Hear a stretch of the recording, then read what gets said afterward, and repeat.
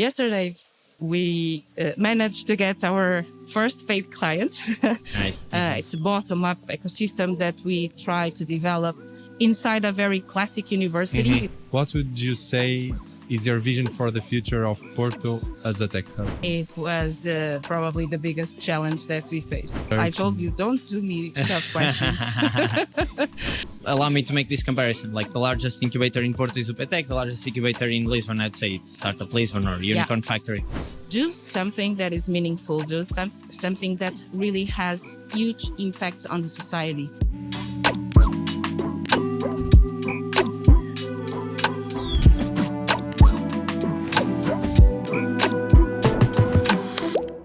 Este episódio de Founder Tales é patrocinado pela Bloq.it. A Bloq.it é uma empresa fundada em Portugal que produz smart lockers para receber encomendas. Eles estão neste momento à procura do melhor talento em Portugal e têm vagas abertas para todas as posições. Esta é uma excelente oportunidade para se juntarem a um projeto ambicioso que está a mudar o mundo da logística com muitas soluções tecnológicas desenvolvidas de raiz. Todos os anos, 160 mil milhões de encomendas online são enviadas. Portanto, se estão à procura de um desafio com impacto global, com o propósito de melhorar o dia-a-dia de milhões de pessoas e que está a caminho de ser o número 1 global da indústria, já sabem, visitem a página de Careers no site da Bloq.it em Bloq.it/careers.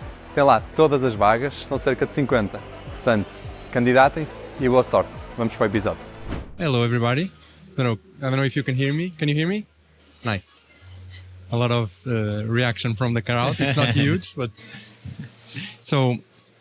For those who don't know us, we are Founder Tales, so we have a live podcast. We are recording a live podcast, but we usually do it offline, and it's usually in Portuguese.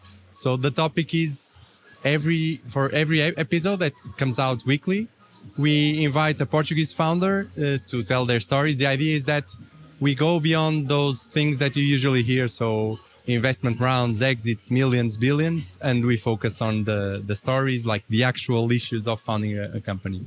And today we have Clara with us. Clara is the founder of Inductiva. And to start, we've read on your website that so you sell yourselves as an API for simulations. Yeah, Python API for simulation. For people who don't know what APIs are and simulations as well, how can you explain this briefly? Okay, first of all, I'm really sorry because I arrived late and I'm not used to arrive late. I was talking in the city center with a potential investor, so it was a very nice thing. About what we are doing, actually, we are developing an API, and an API, our API is a computational platform. We are acting in the fields of high performance computing. And why we developed this Python API? Because we had this pain in our company. Inductiva Research Labs started back 2021. It was a company that was funded by Hugo Pendones, he's not here, Luís Charmento, and then I joined a bunch of months after. The reason why they funded this company was very aligned with DeepMind. I don't know if all of you know about DeepMind. DeepMind is one of the alpha companies of Google. And what they are working doing, on AI, right? Yes. They are applying scientific machine learning to solve science and engineering problems all over the world. And they are having a huge success. And actually, one of our co-founders, Hugo, was one of the guys that started AlphaFold. AlphaFold is an amazing project. Actually, this year was awarded with the Nobel Prize of Chemistry. But he was working with machine learning and with data, and fortunately they could manage, of course, to create AlphaFold, Alpha 2, Alpha 3, and nowadays Alpha 4. Then we started to see that, we will act in those fields. We started to have some clients, but we were becoming a consulting company, lifestyle consulting company. That is nice. That is really cool. But the three of us, we have different backgrounds, but more or less the same age. So we were very, very focused on trying to scale a company. And a consulting company is Hard to really scale. tough to scale. So that's why we decided that probably work in those fields. There's a lot of people starting to work in those fields, the same fields as DeepMind is working in. So we will run a little bit from that. And we felt a pain that was generating data, because we really need data for almost everything. We need data to train our machine learning models. We need data for everything, but you have a lot of data, available data. You can buy data. Just look to what happened with ChatGPT and so on, and Gen.AI. But in industry, is really, really, really tough to get data for the obvious reasons. So, can you give us some examples of what data do you need, or what problems your solution solves? You need several different kinds of data.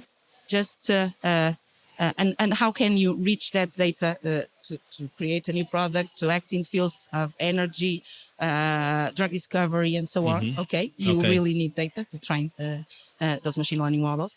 And as far as there's no data, a lot of data available in the industry, you need to generate data, synthetic data.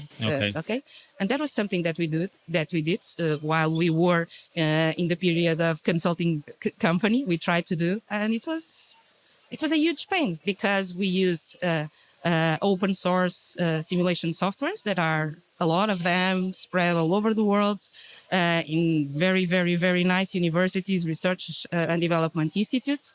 But it's really, really tough to integrate. Really, really tough to integrate and generate that data. That's why we decided that, okay, let's try to develop this API that will integrate with those simulators in order to generate data to train machine learning models. That's more or less the pain and the huge pain that we felt. I don't know if I'm answering your question. You did. Yeah. And so, who are your main customers? Who buys your products? Okay, we don't have customers yet. Okay, we are pre-sales. Actually, yesterday we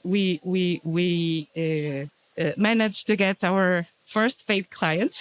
Nice. But we grew. So you're not pre-sales anymore. As of today, you're not pre-sales. Until the bank transfer is.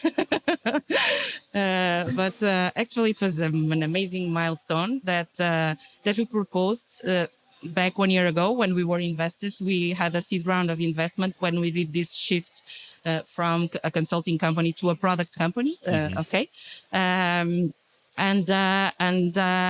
This year was a very challenging year, as far as we are going to talk about challenging things in entrepreneurship and with a startup company, because what we decided to do was to actually we were funded to do product market fit, and develop our product and develop new features and so on and so on. So that's the only way we can do that is with the help of the community. So we could manage to get a lot of different kind of users. We designed our personas, and our focus, answering to your question, are startup companies. Okay, startup companies that do simulation and are working to big corporate companies like the pharmaceutical companies, aerospace, automotive companies, energy companies, whatever.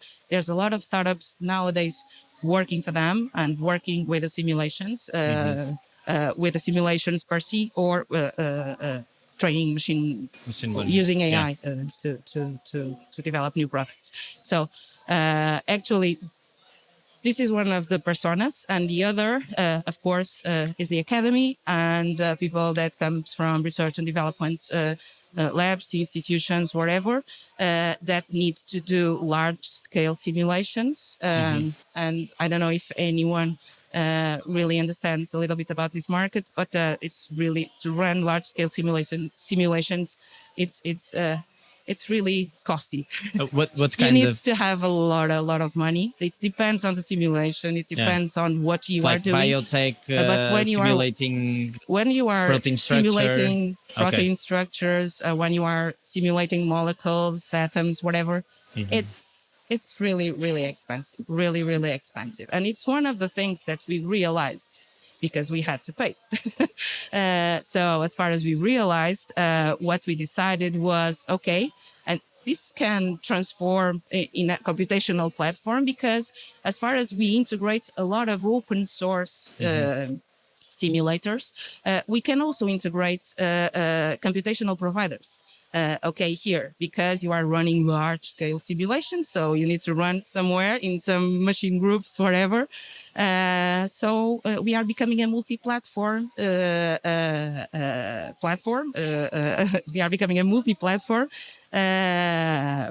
that integrates with nowadays with Google. With Google Cloud. Now we are running to AWS also, and to high performance computing. Now we are integrating with Alcalium within an European Union project. Our aim is to integrate with the supercomputation also, and with all the computational providers, and also on-prem. Okay, so we do the end-to-end cycle. Just to see if I get it right. So you develop the models, you train them, you generate the data, and then you run those models? Okay. No. I forgot to say that we run from AI in this path. Okay, so we focused only on infra. Okay. So what we designed and what we developed was a tool for all the guys that are simulating, all the guys that are generating data to train the people from the engineering side to use. And to generate data and simulations in a more easy way, transparent way, fast way, and cost-effective way. Okay, that's one of the questions that we had, because we were wondering if that's an API, or if it would run models, why not make it open source? But that will be the next step. Okay. Like running your own models. You need to do the breadth in order to create more around the breadth, the whole meal around the breadth. But this year we were really focused on infra. Okay, because that's one of the things that the people that we talk to say, is that it's really hard to create off-the-shelf machine learning models, because there's always some tiny difference in the data that makes all the difference. Yeah.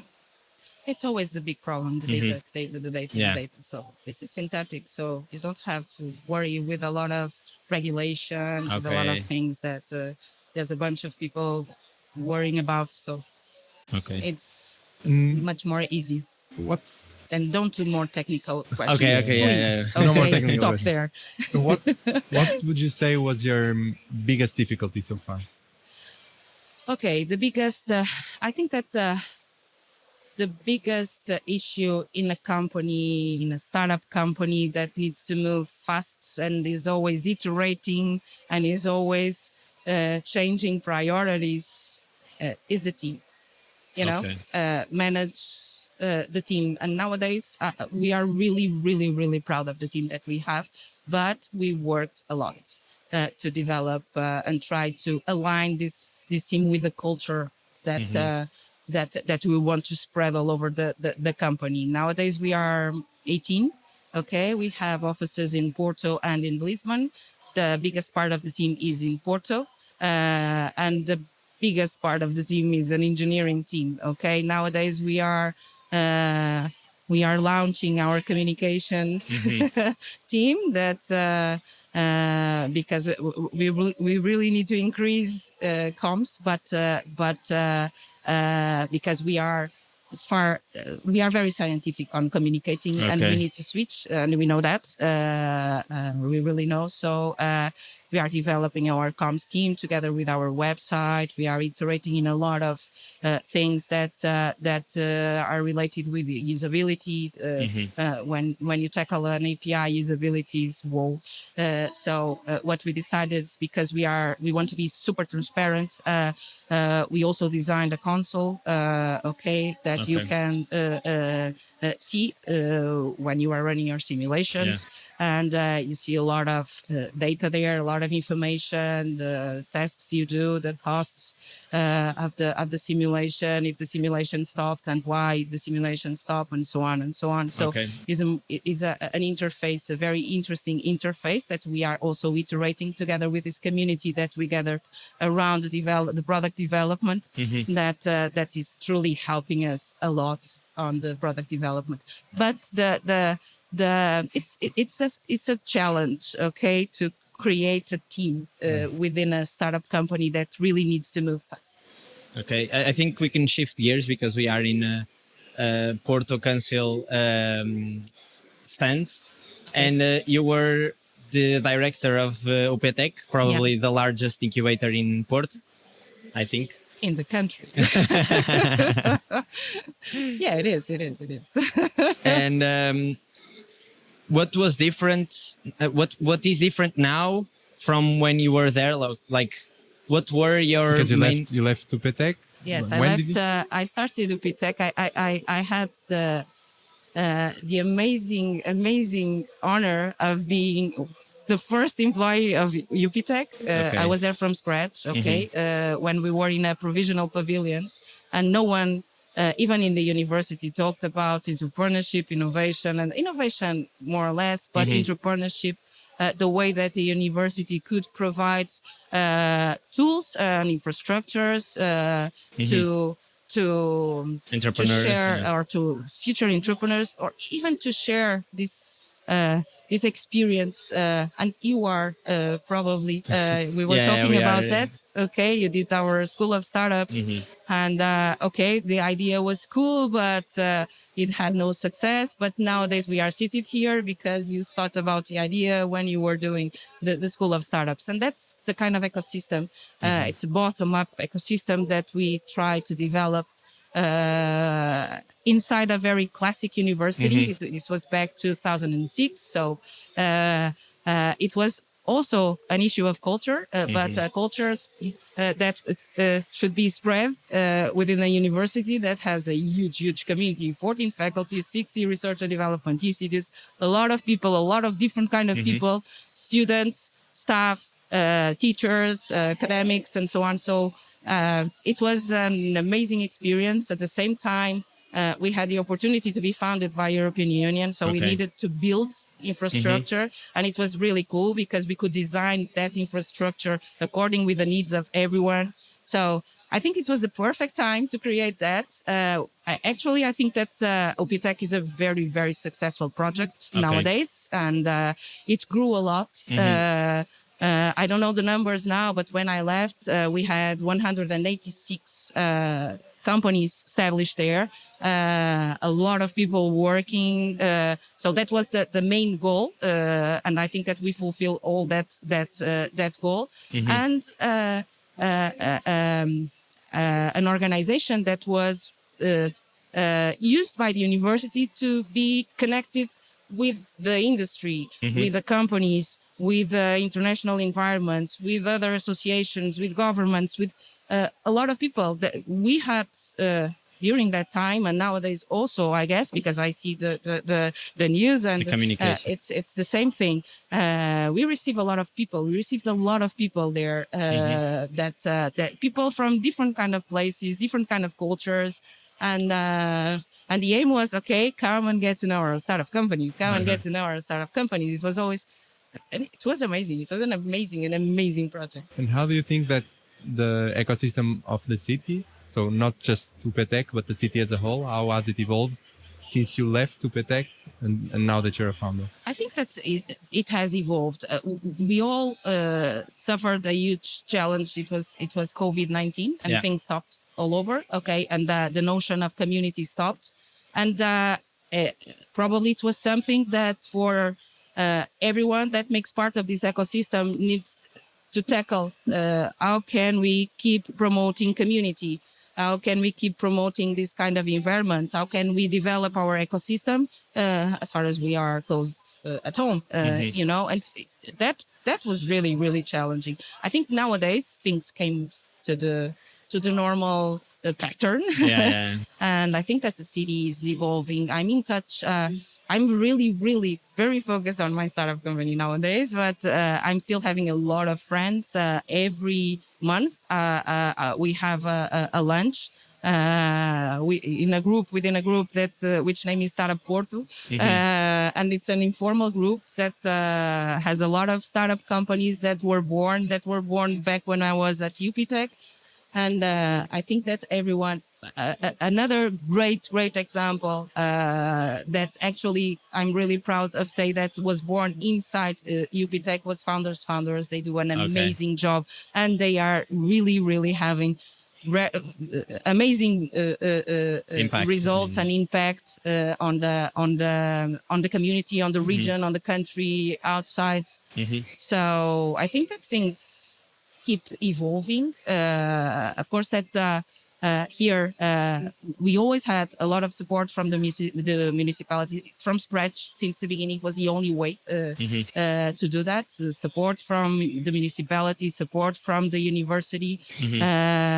As far as this is an organization from the university, but things in the university are a little bit cloudy sometimes. But we really had the support of them. To ask about this because when allow me to make this comparison. Like the largest incubator in Porto is UPTEC, the largest incubator in Lisbon, I'd say it's Startup Lisbon or Unicorn Factory.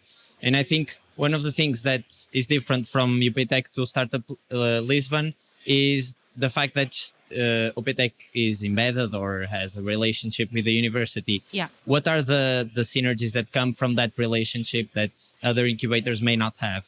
They are the best ones because you have the best human capital. The most, I don't know, smarter people there available. You only need to spread the word, and showcase what you are doing, and a bunch of them will want to join us. But don't you think it makes the ecosystem slower because it's so focused on biotech and research? I told you, don't do me tough questions. Of course, it's a public university. I really don't see things like that because sometimes we are all of us are evolving with an amazing pace. Everything is for tomorrow, for yesterday, for last week, and sometimes you need to think, you need to reflect, you need to plan, you need to design strategy. You need to be aware that you will change through your way. But sometimes you need time and you need someone that helps you to do that. And things in academy should be like that, you have a lot of smart people, wise people that really thinks very well and in a very structured way with a science-based assumptions, and that is amazing to knock on the door of the economic school, knock on the door of the engineering school, knock on the door of the fine arts school, okay, and talk with them directly, okay? So that is a compromise balance in between. What is missing in Porto as a city to become like a huge tech hub here? I don't know what is missing. I think that Porto is a big tech hub. At least it has a lot of startup companies all over and a huge concentration of startup companies and also knowledge that is indispensable in my case because we have the opportunity to look to the resources that the university brings to us and really do things that has impact. That was something that I said since the beginning to almost everyone that I met at UPTEC. Okay. Do something that is meaningful. Do something that really has huge impact on the society. Think. Look to the future. Try to look to the future. Try to figure out what will the market need. Okay. What are you going to solve? Really, and that thing that you are going to solve must be meaningful. And that you only, or you can be much more successful doing that with an academic community on your side, walking on your side. Okay, they are not behind, they are not in front of you, they are on your side, walking with you. That's that's my opinion, my personal opinion. Okay? I assume you have a lot of people with science backgrounds in your team. How do you define science background? like scientific or academia? No, STEM, like fundamental sciences. Fundamental science. We had. Then we did that because switch for product. yes, And we also have, of course, people that understands a lot of fundamental science because you need to understand mathematics and physics and so on. But we switched to a team of engineers. Is it challenging to shift their minds to now we are a business, we have to make money? And it was probably the biggest challenge that we faced. Okay. Change the minds of someone that has a more scientific background, and now it's product. Oh my God, what is product? Okay. It's better than perfect, man. Yeah. But it's really nice to work with them also, because when you are building an organization, you really need to build an organization that is multicultural, is neurological, different in a narrow way. Okay, I don't know how to say this in English, but that's why it's so important to have this mix of people with different backgrounds, with different ways of thinking. Okay, tackling the same problem. Okay. In your last answer, you mentioned looking into the future when you're trying to solve a problem. Yeah. So, what would you say is your vision for the future of Porto as a tech hub? Like, how will it evolve, or how it should evolve? Is it investing more in academia and then it trickle down, or Probably investing more in communicate more and more outreach okay? in an international level. Okay. I think that's probably the only way. Do we have a marketing problem? Is that the issue? Yes, I think we have. Okay. Do you have more questions? I don't know if we can. I don't know if we have time, but Teresa just left, so now nobody can control us. Christian is saying that we can go on. Do we have questions from the audience? I think we have a mic somewhere. I don't know if we can reach it, but No. There are no questions. No, and I was super clear. Oh my God, super transparent. Okay, so let me ask you about the future. So you were coming back to what you do. You mentioned that there are probably a lot of problems that will be solved, or hopefully will be solved by AI and machine learning and all these new technologies that are appearing. What would you say are the ones that would have the most impact in society, in the world? Like, I think that the issue of energy and how close are we to something? I don't know how close are we. We need to evolve a lot, but I think that probably I think that the biggest area that will really change the world is energy. Okay. You know, in such different dimensions. You know, And why is that? I think I don't know. I know. Sorry, energy. In some cases, or in most part of the cases, runs the soft powers of the world. You know, so when you solve the problem of energy, the world will be totally different. Not only in an environmental perspective, okay, but politically also in a political, geographic, or whatever it means. So I think that probably the biggest one to tackle is energy nowadays. And what kind of solutions are we? I don't know. You have the about? fusion energy. You have a lot of solutions. I really don't know the field, but there's a lot of people working in alternative ways of alternative means of energy. I don't know, wind energy, wave energy. There's a lot of research and a lot of products being deployed on the market regarding with the renewable energies and so on. So, but I really think we have a huge issue of energy nowadays. So yeah, and everywhere. Not so forward-looking, like problems that we are tackling right now, specific problems, let's say in healthcare. What do you think, like in the next decade, would change because of your models? Or I don't know. I probably in healthcare, in cancer disease, probably. Okay. It will be, but I a lot of things. I'm not science-based on Yeah. that. So I cannot answer. Should we go to our last question? Yeah, I think so. So this is the question that we always end our episodes with, which is we're asking you a question, an advice for that you wish you had been given when you started. Like an advice for a young entrepreneur. Yeah, in other words, advice for a younger entrepreneur. Do something meaningful. That's my advice. That's great Always. advice. That's why I joined Inductiva, to do Okay. something meaningful. Okay, help scientists and engineers to tackle all the biggest problems in the world. And I think if the problem you're trying to solve relates to you in some way, you'll be much more motivated to solve it in the long run. So you won't run out of energy doing it. So I think it's like it has this double layer of importance. Yeah. Okay. Okay. Thank you, Clara. Thank you It so was much an amazing talk. for Really cool. inviting me. Thank you for And the thank you. municipality for inviting me. Hi. It was And- really nice to be with you. Thank you. And I don't know, can we use that? I don't know if you have questions, but if we have, I think we have the opportunity to use that mic. Yeah, we have one question.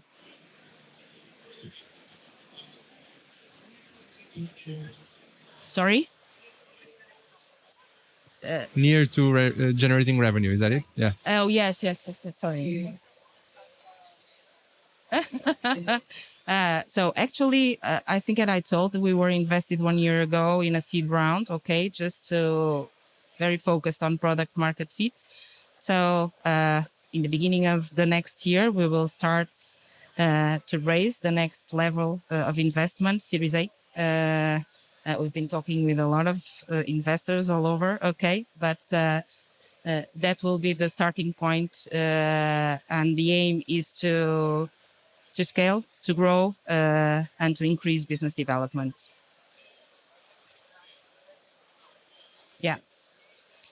Yeah, we are planning our potential markets. The markets that we identified are the United States markets, Canada, and Europe. Some countries in Europe. Maybe Any we other have time questions? for For one more. I think we don't have any. Okay, perfect. So I think that's it. Thank you, everyone, for coming. Thank you. Hope you liked Thank you it. for Thank you, being Clara, here. and thank you to the Municipality of Porto. If you haven't found us online, you can look it up. It's Founder Tales. We're trying to reach 1,000 subscribers by the end of November. So I count what? 30. So if we don't have Super. 30 more subscribers tomorrow than we have today, I know who we have to look for. And you pay me a lunch. Thank you. Thank you so much.